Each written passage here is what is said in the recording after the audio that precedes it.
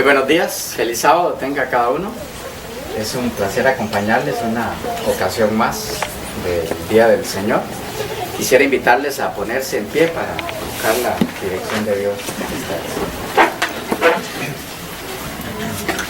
Amado Padre, eterno y todopoderoso Dios de los cielos, muchas gracias por esta linda oportunidad que nos das de reunirnos, de alabarte juntos, de orar a ti, de entregar a ti nuestras peticiones y nuestros agradecimientos. Queremos rogarte muy especialmente que en este momento especial, al abrir tu palabra, puedas enviar tu Espíritu, iluminar nuestras mentes para entender lo que quieres que entendamos hoy, y que esto nos ayude a subir un peldaño más en la adquisición del carácter de Cristo en nuestras vidas, para que pronto puedas enviarlo por nosotros. Quedamos en tus manos, confiados en el nombre de Jesús. Amén. Amén.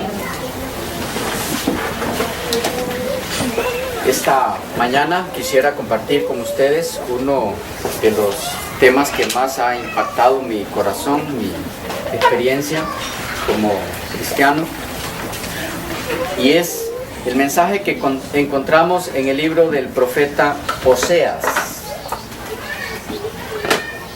Oseas, uno de los profetas menores, o así llamado por lo menos, profetas menores. El libro de Oseas es un mensaje de Dios para su pueblo, de los más impresionantes, impactantes, duros. Es un mensaje duro para Israel, pero como todos los mensajes de Dios, cargado de misericordia, de amor. Y si fue así para ellos, es también así para nosotros. Recuerden que toda la experiencia que pasó el pueblo de Israel, con poquísimas excepciones, es la experiencia que repite la iglesia en su historia, la iglesia cristiana. En algún momento estaremos estudiando juntos los paralelismos impresionantes que hay entre el pueblo de Israel y la iglesia cristiana. Pero por ahora quisiera invitarles a que compartamos juntos con ustedes el tema que he extraído del libro de Oseas y titulado 8 pasos peligrosos. 8 pasos peligrosos. El libro de Oseas tiene como autor al profeta mismo, Oseas.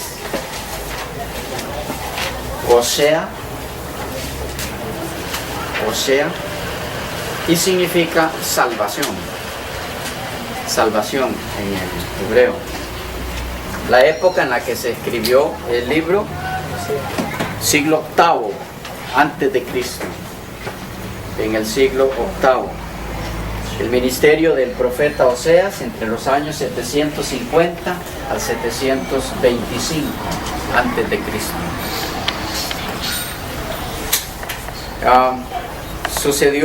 Este mensaje sucedió cuando Tiglat-Pileser era rey de Asiria, y su meta era incluir en su imperio a todas las naciones conocidas de la época. Oseas fue el último de los profetas enviados a Israel antes de que la nación cayera en el 722 antes de Cristo. Fue el último de los profetas. Oseas se esforzó porque la decadente nación volviera a Dios en 8 áreas en las que había decaído. Repito, el mensaje de Oseas consiste en invitar a Israel a que vuelva a Dios porque se había alejado de Dios en 8 áreas específicas. Esas 8 áreas son las que queremos analizar esta mañana. Las hemos titulado, como les mencioné, 8 pasos peligrosos que vio Israel en su camino descendente hacia su ruina definitiva, a tal grado que llegaron a ser desechados por Dios como pueblo. Cuando vino Dios en persona, en Jesús y lo rechazaron a Él en persona. Hubo un tiempo de misericordia para ellos todavía mientras se cumplía la profecía de las 70 semanas, que era para tu pueblo. Pero llegó el tiempo establecido y habiendo terminado ese tiempo establecido, continuaron en abierta oposición, en abierta apostasía a los mensajes de Dios para ellos, y entonces fueron rechazados. ¿Por qué estudiar esto? Porque nos enseña qué pasos no dar. Lo malo se aprende para no hacerlo. ¿Qué pasos no dar para que no nos pase lo mismo que le pasó a Israel? Sino para que en vez de eso podamos terminar la historia de la iglesia de Dios sobre esta tierra como una historia de victoria, que glorifique el nombre de Dios y para nosotros termine en redención definitiva. Bien, ¿cuáles fueron estos pasos que llevaron a Israel? Van a ir viendo que fueron pasos paulatinos, progresivos. Uno indujo al otro y así sucesivamente. No vamos a detenernos mucho en cada paso, pero sí lo suficiente como para que lo tengamos claro. El primero de ellos lo tenemos en el capítulo 4 y el versículo 6. Oseas 4, 6. ¿Cuál fue el primer paso que indujo a Israel a desviarse de Dios? Oseas 4, 6. Dice el texto: mi pueblo fue destruido porque le faltó conocimiento. Por cuanto desechaste el conocimiento, yo te echaré del sacerdocio. ¿Cómo podríamos llamar ese paso? A ver si ustedes le van dando los nombres. Ignorancia. Mi pueblo fue destruido porque le faltó conocimiento. Por cuanto desechaste el conocimiento, Falta de conocimiento. yo te echaré del sacerdocio. Este punto clave para estar en armonía con Dios nos lo presenta el Nuevo Testamento a través de Juan 17:3. Esta es la vida eterna, que te conozcan al único Dios verdadero y a Jesucristo a quien nos ha enviado. En esto consiste la vida eterna. Y precisamente en lo que consistía la vida eterna fue en lo que empezó a fallar Israel. En el conocimiento, pero no está hablando aquí de un conocimiento intelectual, está hablando de un conocimiento experimental, de relación personal con Dios. Dice que ellos, De vivencia. a ellos les faltó eso, de vivencia experimental en los caminos de Dios. Un reavivamiento. Sí, una vida real, no ficticia, real en los caminos, en los pasos que Dios había establecido para ellos. ¿Dónde estuvo el problema aquí con Israel?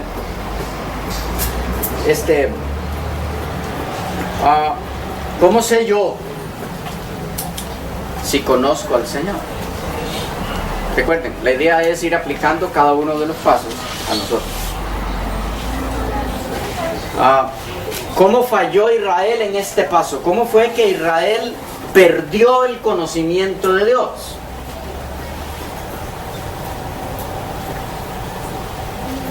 El Antiguo Testamento es claro en explicarnos en qué consiste el conocer a Dios.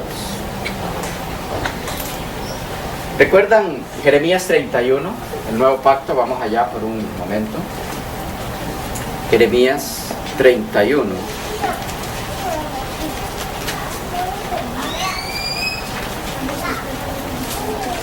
Versículo 31. Y aquí vienen días, dice Jehová, en los cuales haré nuevo pacto con la casa de Israel y con la casa de Judá. No como el pacto que hice con sus padres el día que tomé su mano para sacarlos de la tierra de Egipto, porque ellos invalidaron mi pacto aunque yo fui un marido para ellos, dice Jehová. Es decir, yo no le fallé, fallaron ellos. Pero este es el pacto que haré con la casa de Israel después de aquellos días, dice Jehová. Daré mi ley en su mente y la escribiré en su corazón, y seré a ellos por Dios y ellos me serán por pueblo. De paso, no es el tema aquí, pero solo por mencionarlo. Ustedes escucharán a muchas personas referirse al tema del nuevo pacto como la experiencia aquella en la que ahora el pueblo de Dios ya no tiene nada que ver con la ley. Es todo lo contrario. Pero lo que estamos leyendo aquí es que el nuevo pacto precisamente en lo que consiste es en escribir la ley en la mente y el corazón. No hay eliminación de la ley en el nuevo pacto. Hay establecimiento firme y definitivo de esa ley en la mente. Un sello. Como sello de Dios en su pueblo. Pero bien, no es el tema ahora, solo quiero que captemos lo siguiente. Dice el 34. Y no enseñará, cuando se dé el nuevo pacto en sus hijos, dice, y no enseñará más ninguno a su prójimo, ni ninguno a su hermano, diciendo, ¿qué cosa? Conoce a Jehová. Conoce a Jehová, porque todos me conocerán.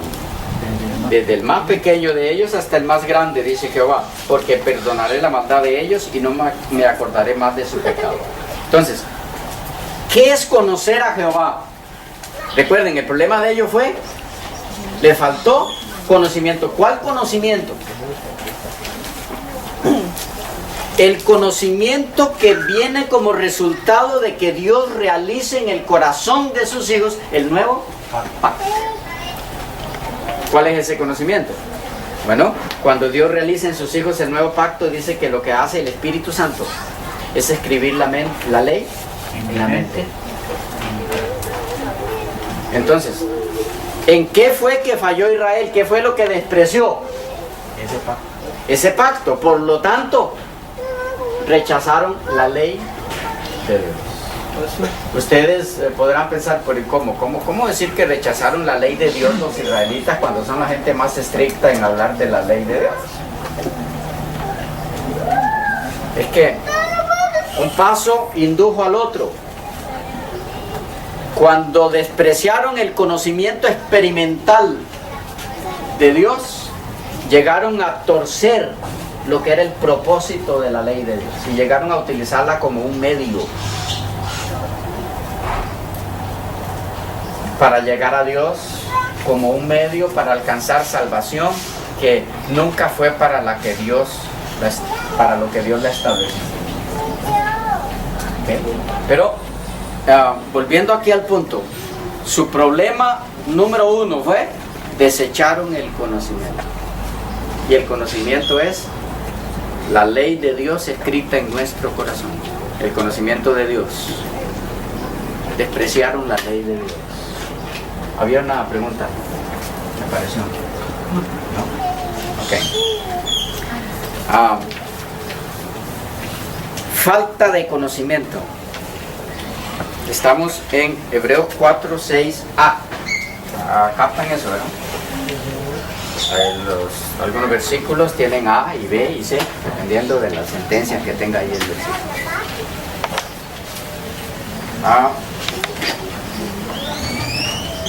Segundo paso. Capítulo 6, versículo 4. Pastor, usted dijo Hebreos. Es Oseas. Dije Hebreos. Sí. Oseas. Es Oseas. Sí. Hebreos es Oseas. No. ¿En qué momento dije Hebreos? Sí.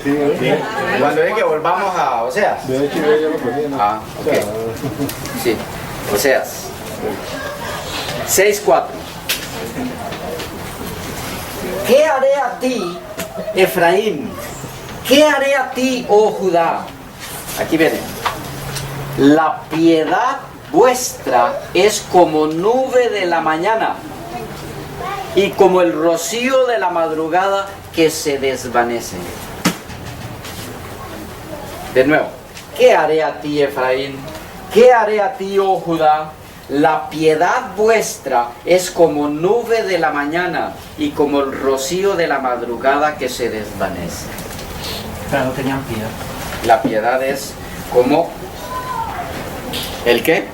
Rocío La nube de la mañana. de la mañana y como el rocío de la madrugada que se levanta. ¿Qué nombre podríamos darle a eso?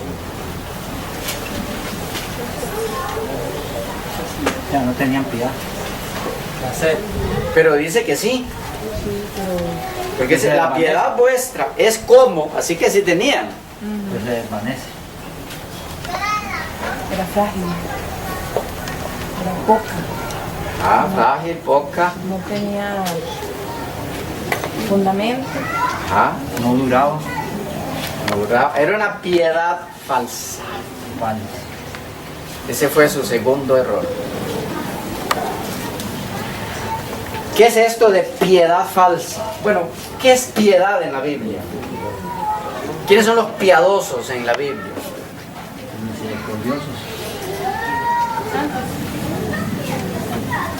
A veces pensamos en piedad solamente como misericordia hacia otro, pero esto es mucho más profundo. Grande es el misterio de la piedad. Dios fue manifestado en carne. ¿De qué está hablando al hablar de piedad? Santidad, es el carácter de Dios. ¿Cuál es el problema en que entró Israel aquí? Su piedad era falsa. Ellos se dedicaron a la forma.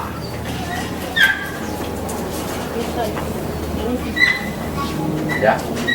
El despreciar ese contacto personal permanente con Dios, ese conocimiento experimental de Dios, los llevó a pensar que podían agradar a Dios con la forma. Lo que también conocemos como formalismo. ¿Y qué es formalismo en la vida de un creyente? ¿De aquella época o de esta? Una apariencia. Una apariencia de piedad. Una tibieza. Obras que suplantan la verdadera piedad, que dan la apariencia de vestimentas. ¿Recuerdan cómo distinguía eso a los dirigentes religiosos de la época de Jesús? Un lenguaje también así. Que su vestimenta los distinguía donde estuvieran. ¿Y qué reflejaba? Santidad. La vestimenta. La vida, ¿no? Como decía Jesús, sepulcros blanqueados. Porque el sepulcro por dentro hiede por el cadáver que está ahí. Pero por fuera, pintadito, todo. Eso es forma. Y el profeta Oseas les dice, el problema de ustedes es ese. Llegaron a hacer uso de la forma en vez de la piedad real, la vida práctica real. El cristianismo es real. Ellos cayeron en la forma. ¿Qué es caer en la forma?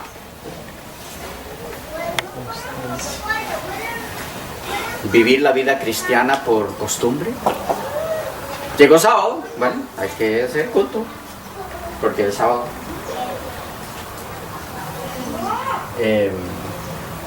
Vamos a comer, bueno, hay que orar porque vamos a comer. La costumbre.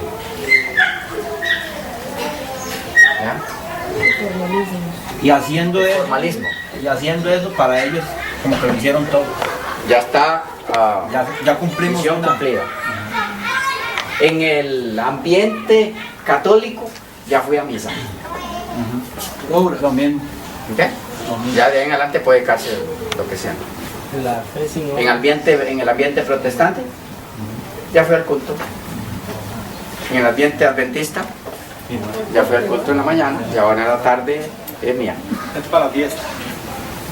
Forma. La forma. Israel cayó en todo eso. Por el punto primero. Cuando perdí contacto con él, Ya todos los pasos que yo dé de allí en adelante están, Ligados, sí, están ligados con eso, pero van errados. errados. Es que se falla. Como Saúl, igual. Saúl empezó de bien y terminó malísimo, ¿verdad?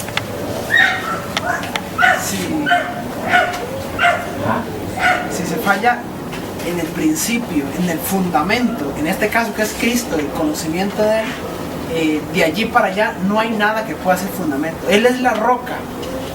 Y si yo edifico el edificio, mi casa, en esa roca, toda la construcción va a ser una obra perfecta. En un proceso donde aunque vengan vientos y tribulaciones, no va a ser. Porque el fundamento es Cristo. Y ciertamente el conocimiento que ellos adquirieron fue un conocimiento intelectual, pero no el conocimiento, como explicó usted antes, el conocimiento experimental. En tal caso, yo reflejo que tengo un conocimiento intelectual porque creo que eso me salva. Entonces, por tener un conocimiento intelectual, porque conozco de Dios intelectualmente hablando, eso me salva a mí. Y se refleja en este segundo punto que estaban mencionando, en la forma, por esto y esto y esto, porque conozco esto y esto y esto, en tal caso soy salvo. Salvación por obras. ¿Ya? Solo que las obras en ese caso son las formas. No vivían lo que sabían. Es correcto. Yo sé que algo es malo, lo hago por hacer nada más, no porque me nace el corazón, de nada vale. De forma. Tengo que vivirlo para poder hacerlo, ¿verdad? Así es. Bien. Tercer paso. Capítulo 7, versículo 8. De Oseas. 7, 8. Efraín se ha mezclado con los demás pueblos. Efraín se ha mezclado con los demás pueblos.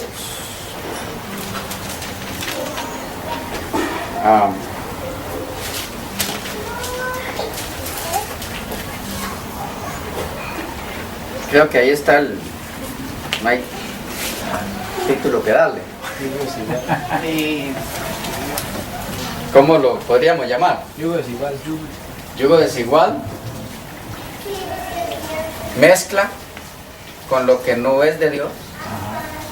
Fue lo que hicieron. Mezcla con el paganismo. Intentar de mezclar la luz con las tinieblas. Es correcto. Eso no se Hermanos, en este punto hay muchas cosas que necesitamos analizar para que no nos pase lo mismo.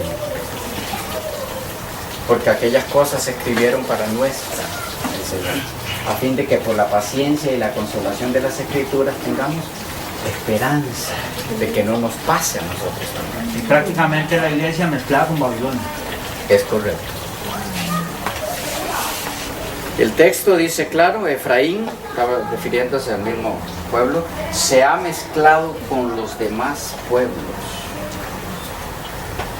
Efraín se ha mezclado con los demás pueblos. ¿Cómo lo hicieron? ¿Qué recuerdan ustedes que hizo Israel en su mezcla con los demás pueblos? Meter ídolos, La idolatría. idolatría. La idolatría. adulterio espiritual y adulterio físicamente hablando. Recuerden cómo Satanás les introdujo el adulterio literal, allá en el caso de Moab, para hacerlos caer, Mezclar a las mujeres. porque no había forma de derrotarlos, sino induciéndolos a violar la ley de Dios. Entonces la protección de Dios se apartaba y podían las otras naciones derrotarlos. Puso un dirigente humano, ¿Ah? un dirigente humano, ¿Ah? igual que las otras ¿Ok? naciones. ¿De qué forma se mezclaron con el paganismo? ¿Sí? Con idolatría, violación de la ley de Dios. ¿Qué más? Elección de un rey. Elección de un rey.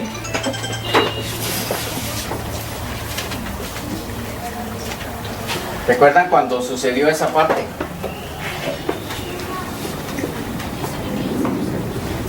El capítulo 8 y el versículo 4. Capítulo 8 y el versículo 4. Dice: ellos establecieron reyes, pero no escogidos por mí. Constituyeron príncipes, mas yo no lo supe. De su plata y de su oro hicieron ídolos para sí, para ser ellos mismos destruidos. Notan, aquí menciona dos puntos claves: idolatría y la elección de dirigentes para ellos que Dios nunca eligió. Noten que hay una frase aquí interesante. Dice: ellos establecieron reyes, pero no elegidos por mí. Constituyeron príncipes, mas yo no lo supe. ¿Cómo que Dios no lo supe? No, que Dios sabe todo. No le consultaron a él. Ah, lo que está diciendo es: yo no estuve ahí. Es como cuando le dice a los registrados en Mateo 7: no os conozco. ¿Quiénes son ustedes? ¿Cómo? Él sabe quiénes son. Pero lo que está diciendo es: no estaba ahí. No estoy con vosotros. No morir en su corazón. Okay, lo que ustedes hicieron, yo no estuve. Milagros y toda esa cosa que mencionan, pero yo no estuve ahí. No hicieron eso a través de mí. No siguieron al cordero por donde quiere que ibas. ¿Ah? Ellos decidieron por ellos mismos. Es correcto. No dice. Cuando dice él: constituyeron príncipes, mas yo no lo supe, es: yo no estuve presente en esas elecciones. Pastor, ellos, creo que fue el libro que ellos querían parecerse a los demás. Por medio de eso ellos escogieron rey, porque ellos querían tener rey igual que los demás. Definitivamente. Pero el rey era Dios, ¿verdad? Definitivamente. El que gobernaba ellos era Dios. Sí, escogieron rey, y cuando eso sucedió, Dios se molestó mucho. Ustedes conocen la historia. En 1 Samuel 8, Primera de Samuel 8, en los primeros versículos, dice, a partir del 1: aconteció que habiendo Samuel envejecido, puso a sus hijos por jueces sobre Israel. Y el nombre de su hijo primogénito fue Joel, y el nombre del segundo Abías, y eran jueces en Beerseba. Pero no anduvieron los hijos por los caminos de su padre, antes se volvieron tras la avaricia, dejándose sobornar y pervirtiendo el derecho. Entonces todos los ancianos de Israel se juntaron y vinieron a Ramá para ver a Samuel, y le dijeron: he aquí tú has envejecido y tus hijos no andan en tus caminos. Por tanto, constitúyenos ahora un rey que nos juzgue como tienen todas las naciones. ¿Recuerdan el punto? Se contaminaron con las demás naciones. 8. Conforme, o más bien el 7, el 6. Pero no agradó a Samuel esta palabra que dijeron: danos un rey que nos juzgue. Y Samuel oró a Jehová.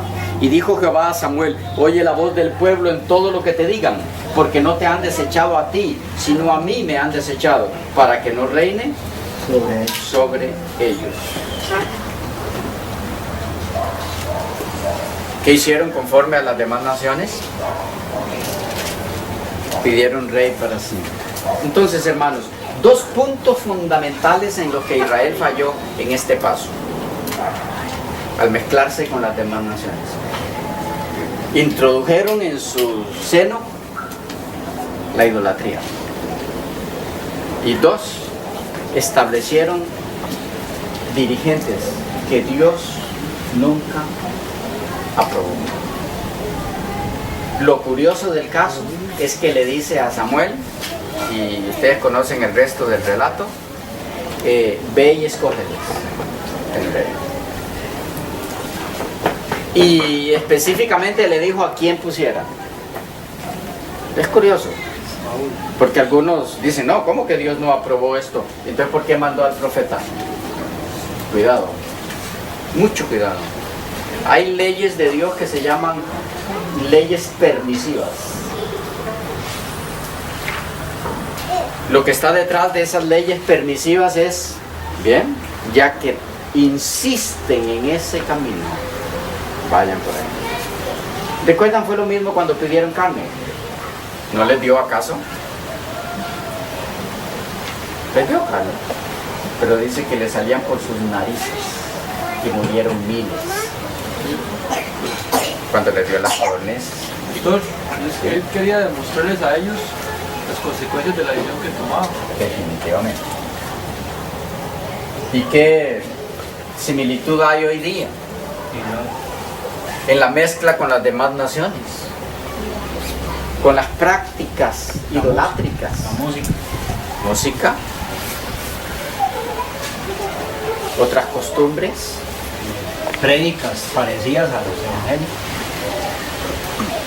Sí. Prédicas, la misma Los mismos, mentalidad de ellos. los mismos sistemas. Se ha filtrado. ¿Ya? Festividades. Fechas. Recuerden que Israel llegó al punto de adorar a la reina del cielo.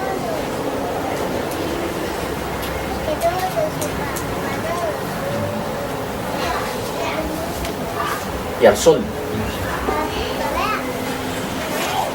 Algunos de ellos apostataron de tal forma que adoraron las naciones paganas más importantes de la época. Y todo eso era abominación para Dios. Definitivamente. Llegaron a cosas terribles. Vean en Ezequiel. Ezequiel.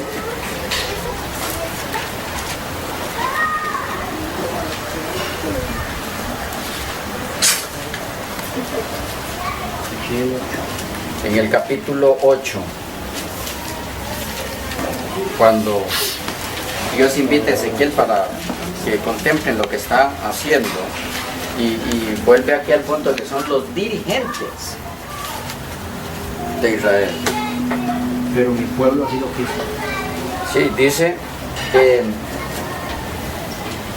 vamos a leer el versículo 4, 8:4. Y aquí, allí estaba la gloria del Dios de Israel como la visión que yo había visto en el campo. Y me dijo, hijo de hombre, alza ahora tus ojos hacia el lado del norte. Y alcé mis ojos hacia el norte. Y aquí al norte, junto a la puerta del altar, aquella imagen del celo en la entrada. Me dijo entonces, hijo de hombre, ¿no ves que lo que estos hacen? Las grandes abominaciones que la casa de Israel hace aquí para alejarme de mi santuario. Sí, para que yo me vaya. No lo querían. Pero vuélvete aún y verás abominaciones mayores. Y me llevó a la entrada del atrio y miré, y aquí en la pared un agujero. Y me dijo, hijo de hombre, cava ahora en la pared. Y cavé en la pared, y aquí una puerta. Me dijo luego, entra y ve las malvadas abominaciones que estos hacen allí. Entré pues y miré, y aquí toda forma de reptiles y bestias abominables, y todos los ídolos de la casa de Israel, que estaban pintados en la pared por todo alrededor. Y delante de ellos había 70 varones de los ancianos de la casa de Israel. Noten a lo que llegaron esos 70 a través de la historia. No lo confundan con los 70 que escogió Jesús. Eso es otra cosa. Estos son los 70 que luego llegaron a ser los 70 del Sanedrín. Y los que Que dio muerte a Cristo. Dice 70 varones de los ancianos de la casa de Israel, y Azanías, hijo de Safán, en medio de ellos, cada uno con su incensario en su mano, y subía una nube espesa de incienso. Estaban en plena adoración en el santuario. Y me dijo, hijo de hombre, ¿has visto las cosas que los ancianos de la casa de Israel hacen en tinieblas, cada uno en sus cámaras pintadas de imágenes? Estoy preparando un tema sobre los ancianos en la Biblia. Créanme que es impactante. A lo que puede llegar el pueblo de Dios por causa de los ancianos. Pero ese es otro tema. Y me dijo: hijo de hombre, ¿has visto las cosas que los ancianos de la casa de Israel hacen en tinieblas? Cada uno en sus cámaras pintadas de imágenes, porque ellos dicen: no nos ve Jehová, Jehová ha abandonado la tierra.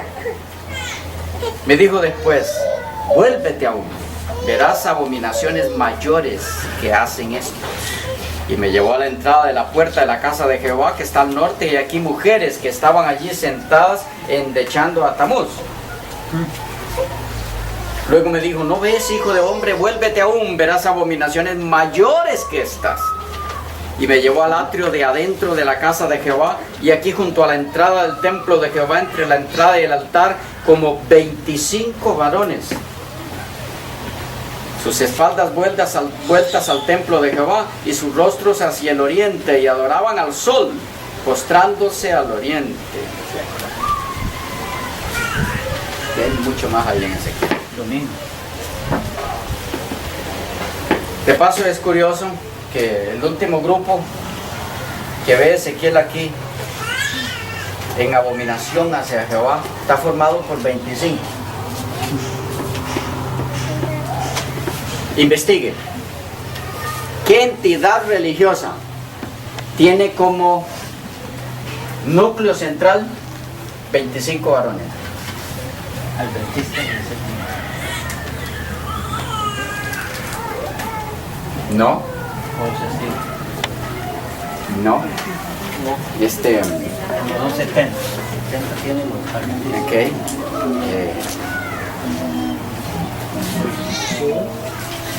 Recuerden una cosa: la iglesia adventista del séptimo día es la iglesia de Dios. Y termina la historia de la iglesia de Dios en esta tierra. Es la última iglesia. ¿Ok? Por favor, es muy importante que entendamos eso. Pero sí busquen la entidad que como núcleo mundial, cúspide. No religiosa, ¿verdad? Sí, religiosa.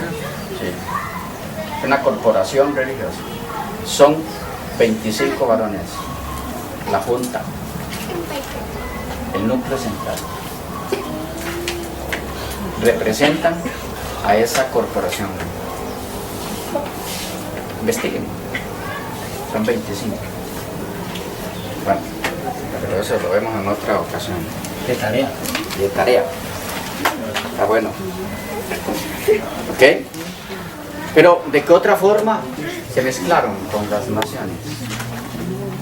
Con sus fiestas. ¿Estamos nosotros como iglesia de Dios actual mezclando nuestras vidas con las mismas fiestas de las naciones paganas?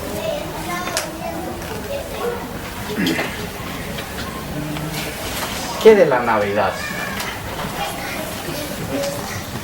¿Es bíblico esa fiesta del 25 de diciembre? De paso era lo que estaban celebrando ahí, endechando a Tamuz. Era el 25 de diciembre. Era en la adoración al Hijo del Dios Sol, que es Tamuz.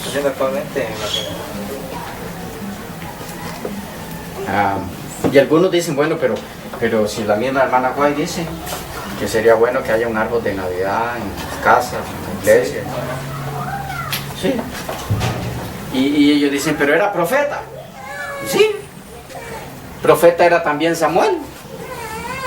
Y le dijo, pongan a este de rey. Cuidado. Cuidado.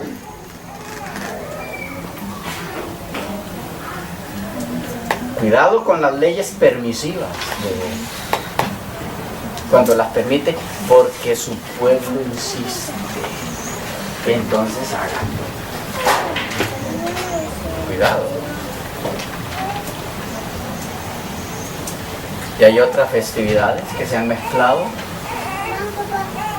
¿Qué del 15 de agosto? El 1 de marzo. Que se celebra el 15 de agosto en Costa Rica. Día de la Madre. El Día de las Madres. Pero ¿qué es el Día de la Madre? ¿Qué es lo que se celebra? Día de la Asunción de La Asunción de María. María. Es exactamente el día de la asunción del cuerpo en cuerpo y alma de la Virgen María al cielo. Eso es lo que se celebra el 15 de agosto en Costa Rica y en algunos otros lugares, en otras fechas. ¿Debe el pueblo de Dios celebrar esas fiestas? En ningún momento. Lo curioso es que usted va a ver en algunas entidades que dicen pertenecer al pueblo de Dios, en toda la programación de esos días, ahí está, la celebración directa del Día de la Madre, un regalito para cada mamá, ¿ok? Pero no se está celebrando el Día de la Madre solo para recordar a la mamá. De pura casualidad en esa fecha. Pastor, el caso del Día de la Madre, el Día del Padre. El Día del Padre que se celebra. Hay bastantes celebraciones que de entrar ahora en ellas serían largas las listas.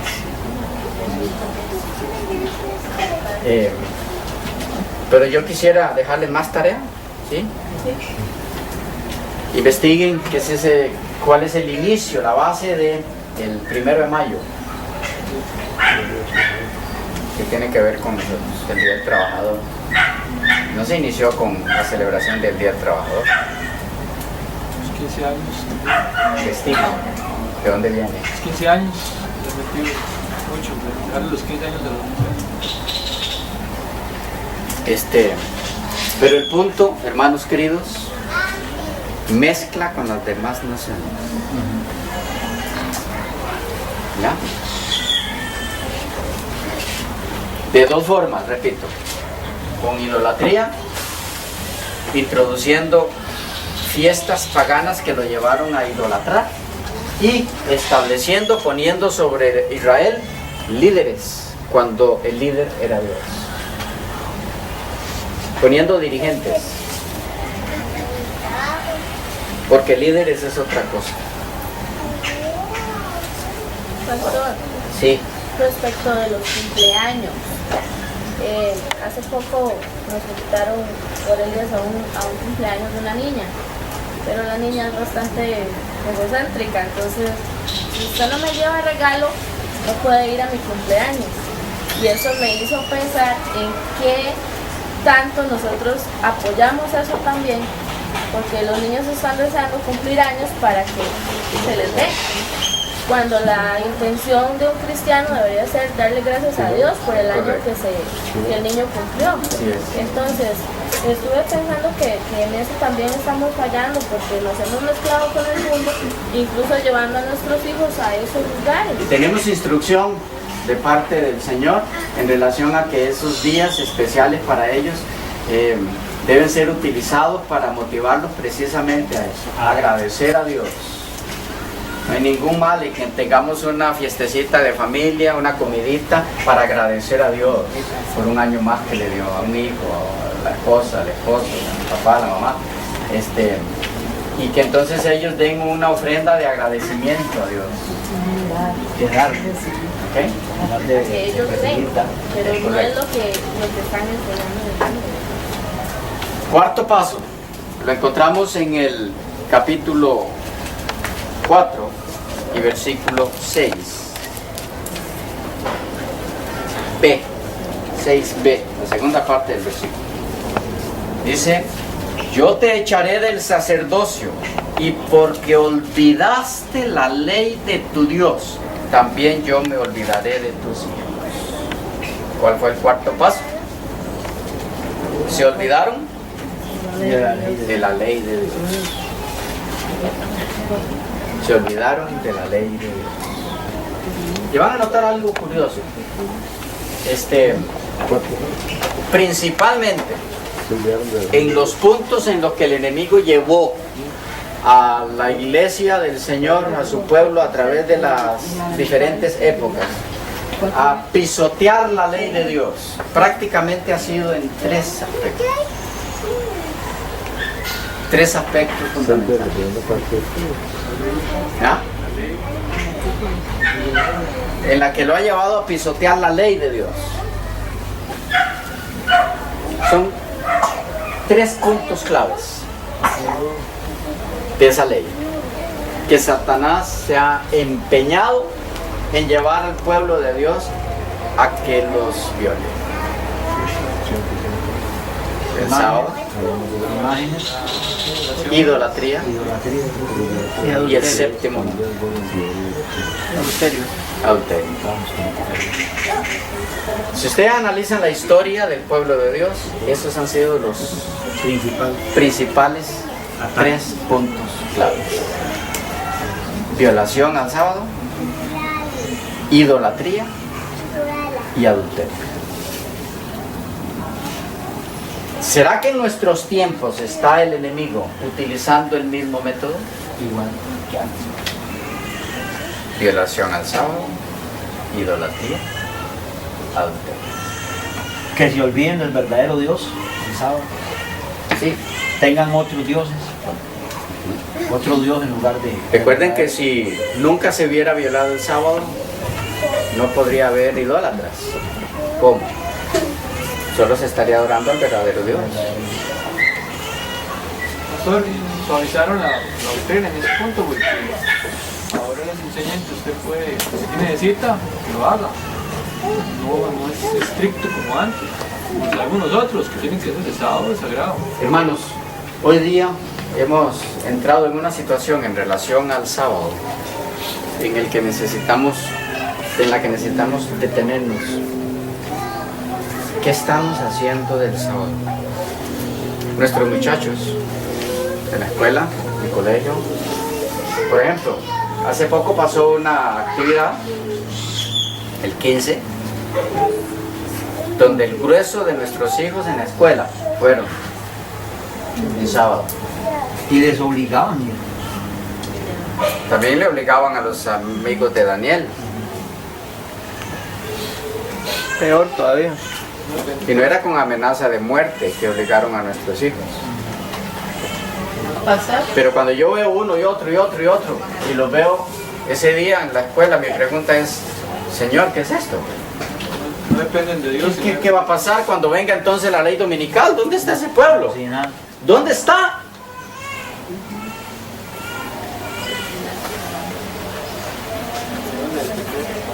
Pero ahí está. En el caso de ellos 3 que les tocaba ese día ir a exigir, y ellos dijeron no, que me den los puntos, me los bajen, lo que sea, pero no vamos a ir, y no fueron. Y no les hicieron nada tampoco. No les hicieron nada. Confianza. El diablo amenazando. Confían en Dios. Ese es el problema. Hay que confiar y depender de Él, si no, no se puede. Pero hermanos, tenemos que hacer un alto en relación al sábado. El diablo está haciendo estragos en el pueblo de Dios con el sábado como lo hizo antes. ¿Y en la idolatría?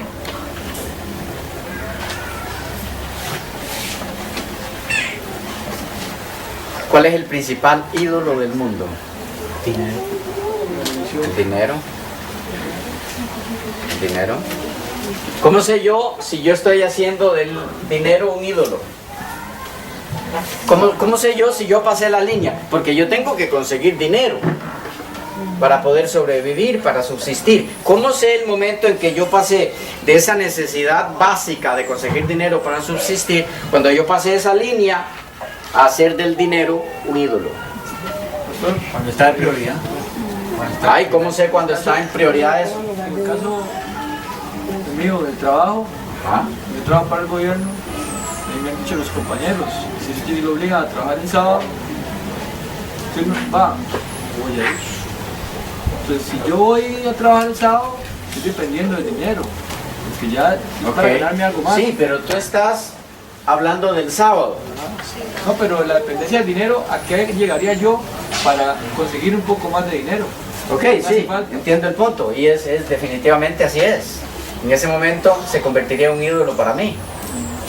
Pero estoy preguntando en relación no al sábado, sino cómo sé yo en qué momento se convierte el dinero en un ídolo para mí. Cuando absorbe todo Cuando el ocupa el tiempo. primer lugar en mi vida. ¿Cuándo ocupa el primer lugar? Cuando para adquirir ese dinero, Hago lo que sea. Hago mi voluntad. ¿ok? Yo violento los principios que Dios estableció para mí, para agradarlo a Él.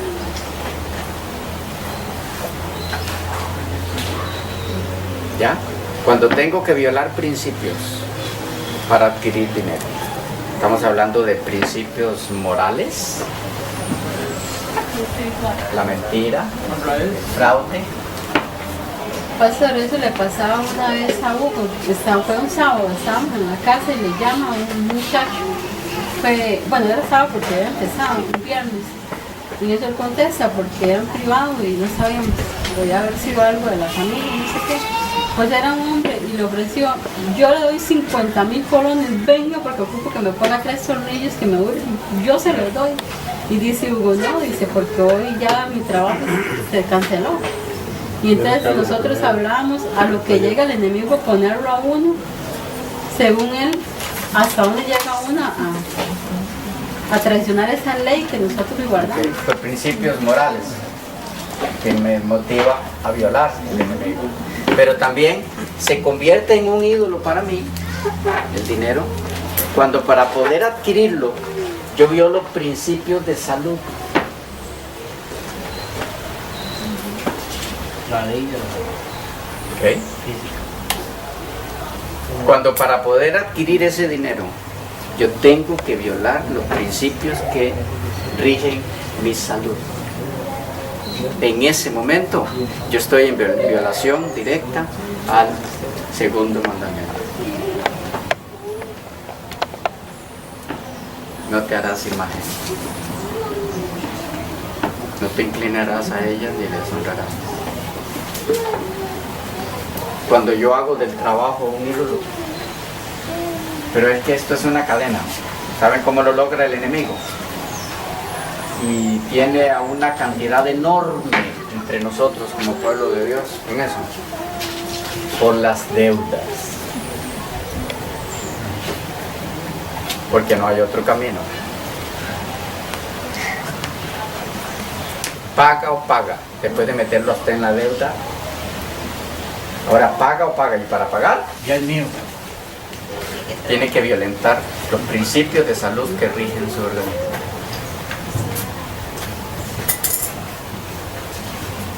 ¿De cuántas formas? Es fácil mirar a Israel y ver cómo se desviaron paso a paso, pero la historia de Israel continúa, se vuelve a repetir. Astuto el enemigo. Muy astuto. Porque debilitando físicamente a la persona, pues la persona no está en la capacidad de pensar en ese verdadero Dios, ni alimentarse espiritualmente, porque lo debilita físicamente. Definitivamente. Paso 5. Capítulo 7, versículo 8. B. Efraín fue torta, no volteada. Torta no volteada. Ese fue el quinto paso. Se cocinó por un lado. A medias. Ah. ¿Cómo nombrar ese paso? ¿Qué nombre darle? Torta cruda. Torta no volteada. Cruda media, porque no me...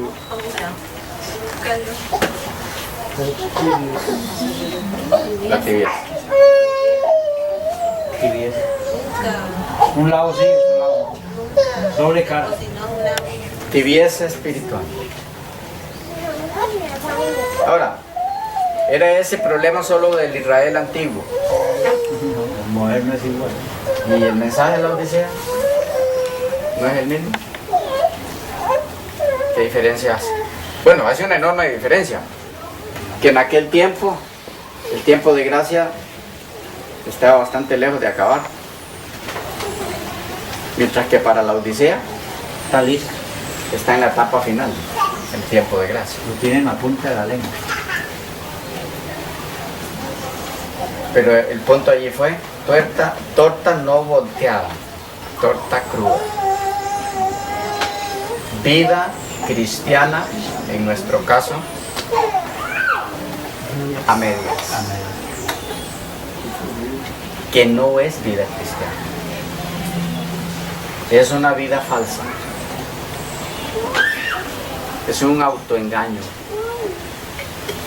La vida cristiana, entre comillas, a medias, es falsa. Es falsa porque no me induce a la salvación. No me puede conducir a la salvación. Pero me hace creer que si de vez en cuando yo puedo ir al culto, leer un poquito la Biblia, hacer una oración por allá cuando me enfermé. Bueno, yo creo en Dios. Vida cristiana a medias.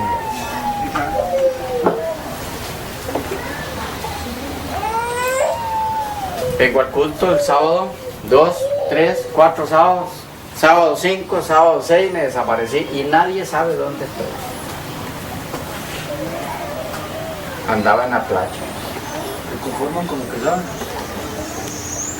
Yo estoy bien así. Se conforman. Pero es que ya fui 6 sábados seguidos. ¿Por qué tiene que ser y el otro, y el otro, y el otro, y el otro, y el otro? Porque está cocinado por un lado. Hermanos queridos, esta torta no volteada está haciendo estragos en nosotros como pueblo.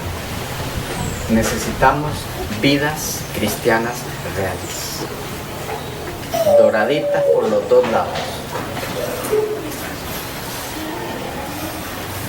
Vidas cristianas consecuentes, transparentes. Que si yo me fui de un lugar, de un pueblo, llego a vivir a otro pueblo, no haya ningún problema en los negocios de esos lugares que dejé. No hay nadie que puede decir que yo no le pagué, que compré un diario ahí y me desaparecí. No importa por dónde ande. Recuerden lo que hacía Abraham. Donde iba, levantaba un altar. Y el altar que tú levantas, ¿dónde vas? ¿Cómo es? ¿Cuál es la fama que dejas? Ah, fulano de tal. Sí, él está con ustedes. ¿Sí? Y no dice nada. Me pidió el dinero y yo no me pido.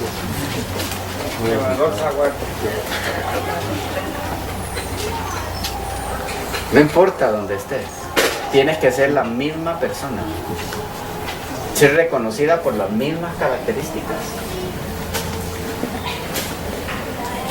y no ser torta no volteada, sino torta cocinada, porque la torta no volteada sabe fea. No le dan ganas de comer. Paso 6, 8, 14. Capítulo 8, versículo 14 de Oseas. Olvidó pues Israel a su hacedor y edificó templos, y Judá multiplicó ciudades fortificadas, mas yo meteré fuego en sus ciudades, el cual consumirá sus palacios. Olvidó pues Israel a su hacedor. Noten cómo fueron paulatinamente, progresivamente, hasta que se olvidaron Completamente. de Dios. Olvido de Dios definitivo.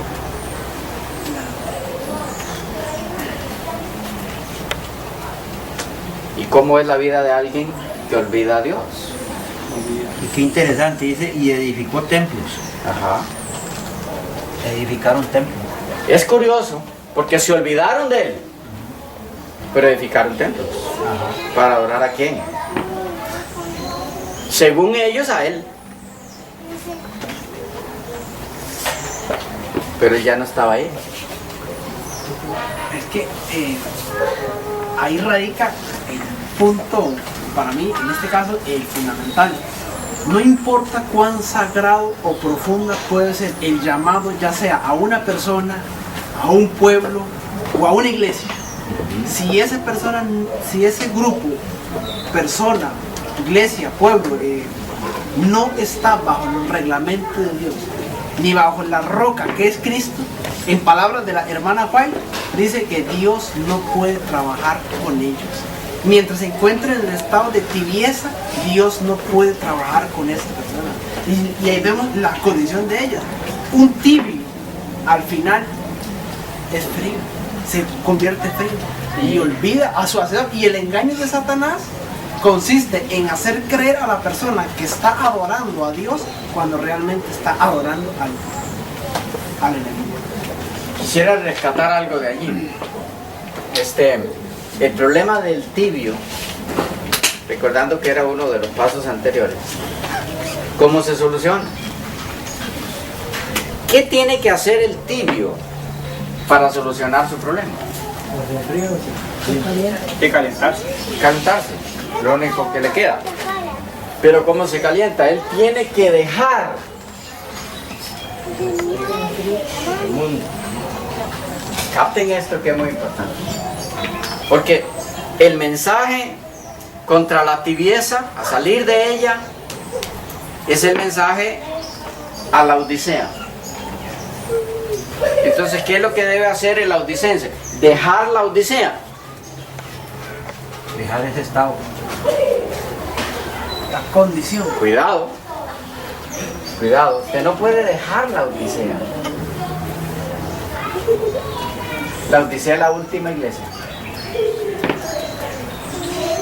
Lo que el Señor invita al laodicense es a dejar el estado en que está la Odisea y pasar de tibio a caliente en esa misma iglesia. Ok, algunos confunden esto mucho, porque así le enseñan los ancianos, dice la Biblia. Y les dicen entonces que deben permanecer en el estado de la Odisea para poder ser la Odisea Hasta que Cristo venga. hasta que el Señor venga. En ese estado. Pero el Señor es claro en decir que si no cambia de estado lo va a vomitar. Más bien lo va a sacar si continúa en esa. Correcto. No puede terminar la historia de la iglesia En esa condición. con él dentro. La Odisea terminará la historia de la iglesia de Dios en este mundo, pero ahora será una iglesia caliente que refleja el carácter de Cristo. Amén. Pero es la misma iglesia. Cambia de estado. No se cambia de iglesia, se cambia de estado. De tibio a caliente. ¿Captamos claro eso? Amén. ¿Sí? Es bueno que entendamos eso porque algunos, al saber que nosotros estamos aparte de la organización, nos preguntan: ¿y ustedes por qué se salieron de la iglesia? Y usted empieza a explicar por esto y por esto. En el momento que usted se salió de la iglesia de Dios, usted está perdido, porque la iglesia de Dios es el cuerpo de Cristo.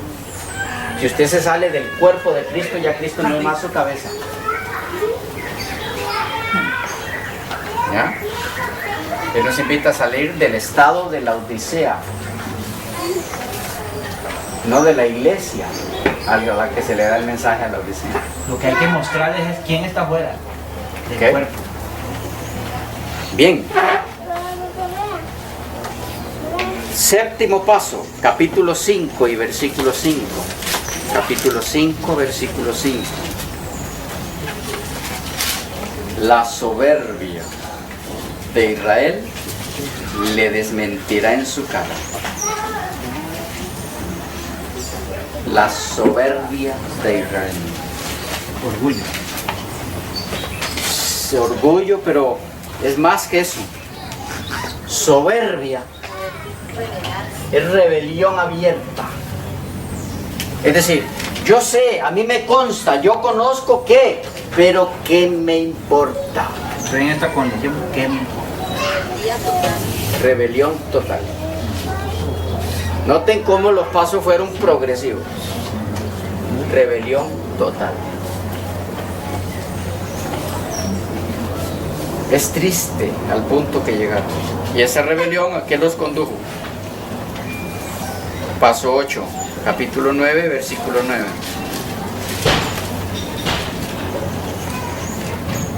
Llegaron, la forma en la que describe esto es difícil de asimilar. Llegaron hasta lo más bajo en su corrupción, como en los días de Gabá. Ahora se acordará de su iniquidad, castigará su pecado. Llegaron hasta lo más bajo de su corrupción, al punto en que ya no se puede hacer nada por una persona, porque el Espíritu Santo no haya cabida, que es el único elemento que puede hacerle volver en sus caminos. Llegaron hasta lo más bajo. Repasando. Número 1, desecharon el conocimiento de Dios. Número 2, una piedad falsa. Número 3, se mezclaron con el paganismo en idolatría y en establecer dirigentes como las naciones paganas. 4, se olvidaron de la ley de Dios. 5, eso los indujo a caer en un estado de, una condición de tibieza. Y saben, en este 5 yo quisiera recalcar algo.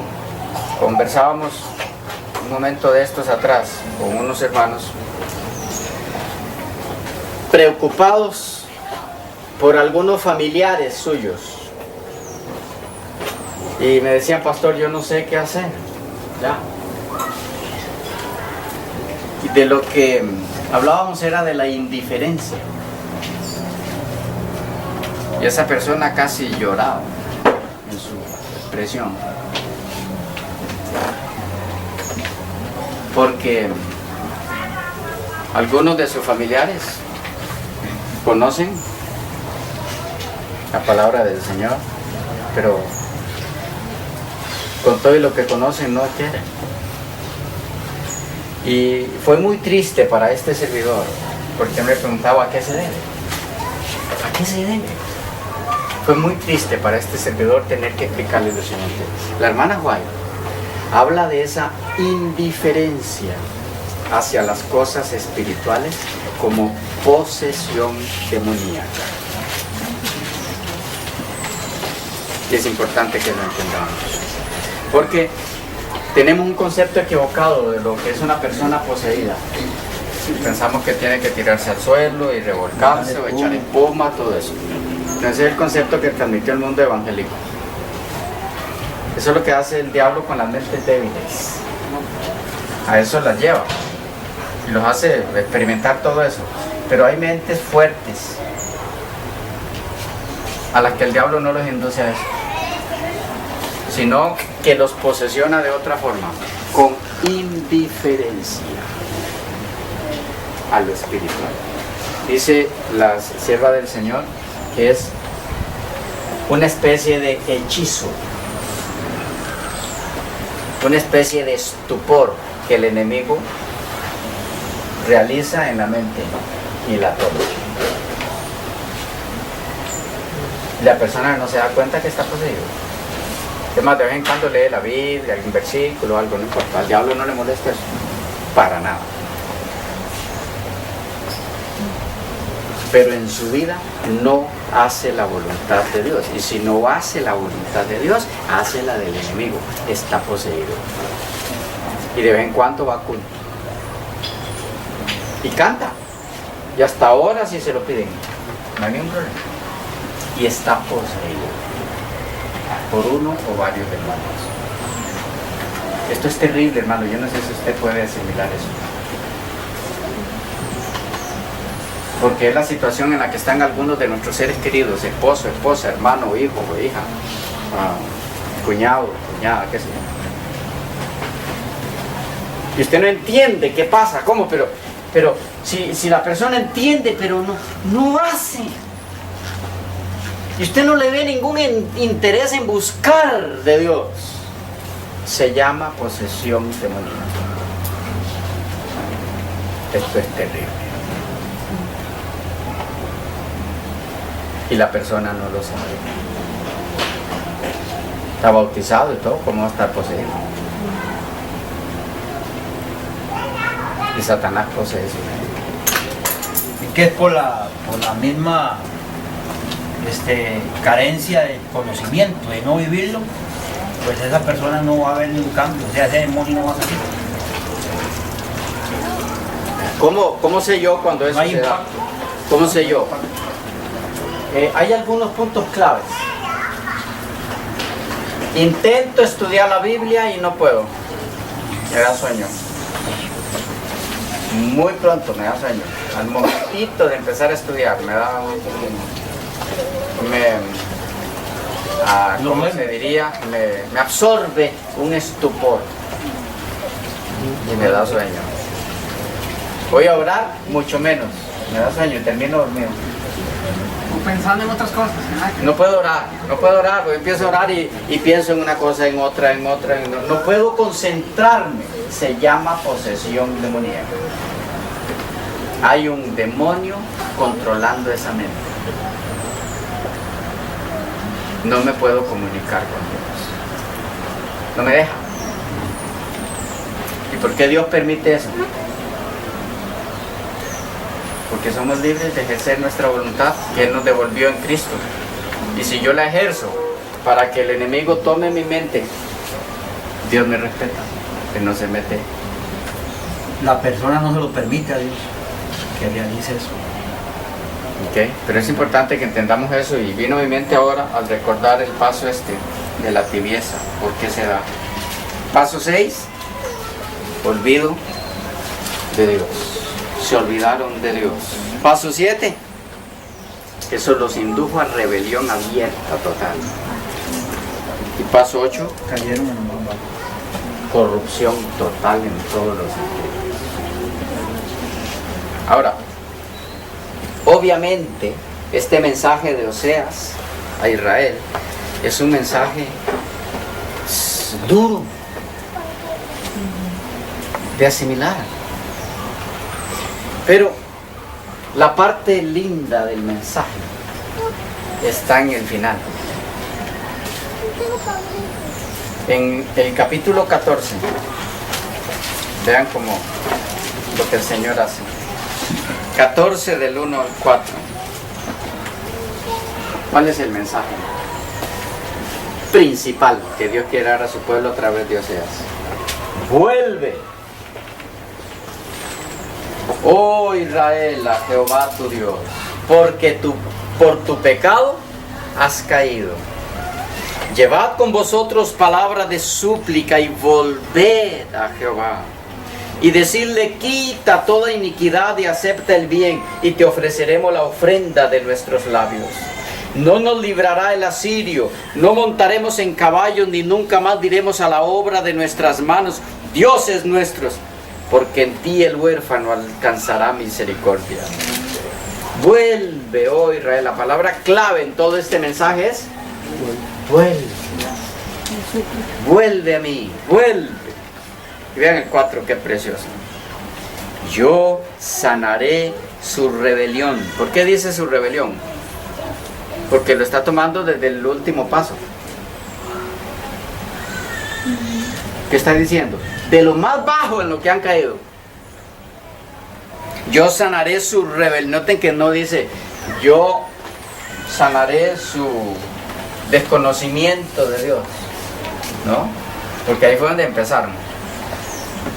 Yo sanaré su rebelión, o sea, involucra todos los pasos, porque rebelión es el último, que los indujo a la corrupción total. Está diciendo que hay deseo, capacidad, poder, disposición en Dios de sanidad total. Yo sanaré su rebelión, los amaré de pura gracia, porque mi ira se apartó de ellos. Yo seré a Israel como rocío, él florecerá como lirio y extenderá sus raíces como el Líbano. Se extenderán sus ramas y será su gloria como la del olivo, y perfumará como el Líbano. Volverán y se sentarán bajo su sombra. Serán vivificados como trigo y florecerán como la vid. Su olor será como el vino del Líbano. ¿Cuál es la palabra clave? Vuelve. ¿Y cuál es la palabra clave de Dios para ti y para mí? Si hemos caído en alguno de esos pasos. Vuelve. No importa en qué paso estés. La invitación del Señor es: vuelve. Note, no lo olvide. A Israel le dice: los sanaré de su rebelión. Lo que está diciendo es: no importa en qué punto estés, aunque sea en el último, en el más profundo, de allí te puedo sanar. ¿Por qué hace Él eso? Porque cuando damos esos pasos, Satanás viene para desanimarnos y para decirnos: ya no hay solución para ti, Dios te dejó. Y por eso aparecen las personas ahorcadas, por eso se van llenando los asilos de dementes, desquiciados mentales, por sentimientos de culpabilidad, por no saber que hay un Dios que le dice: vuelve, ven a mí, en mí hay perdón. No importa lo que hayas hecho, no importa cuán bajo hayas caído, vuelve. Yo los amaré de cura. También Satanás nos dejamos en el engaño, o pensamos que ya estamos partidos, o la otra parte, de que debo limpiarme para estar en... Para que Él me acepte. Sí, ese es otro de sus engaños. Yo puedo volver a Dios, pero debo limpiarme. Cuando Él es el único que puede limpiarme. Esta mañana, hermano querido, la invitación del Señor es: ¿será que hay alguno aquí hoy, además de este servidor, que necesite volver a Dios en algún área de esto? Y quiere decirle: Señor, vuelvo a ti. No quiero más mi camino desenfrenado. Tú y yo sabemos perfectamente en qué es que yo me he alejado de ti. Y es mi decisión hoy volver a ti. Quiero volver a ti y decido volver a ti. Y renuncio al enemigo en los pasos que le permití dar en mi vida. Vuelvo a ti. ¿Hay alguno de ustedes con ese deseo? Yo quiero orar por usted. Si hay alguno, yo quiero invitarle a ponerse en pie para que juntos celebremos esta plegaria. Oremos. Nuestro Dios y Padre, Señor, gracias porque en la experiencia de Israel no solo nos enseñas los peligros en los que cayeron, sino cómo evitar caer. Si hemos caído en algunos de estos pasos, seguramente algunos de nosotros, Padre, queremos rogarte que tu brazo misericordioso nos alcance en la persona de tu Espíritu y nos vuelva a ti. Señor, somos los menos dignos de ser escuchados, pero oramos en el nombre de Jesús, tu amado Hijo, y por el poder de su sangre pedimos que nos rescates totalmente, de tal forma que podamos experimentar lo que quieres para tus hijos, un conocimiento real de tu presencia en nuestras vidas.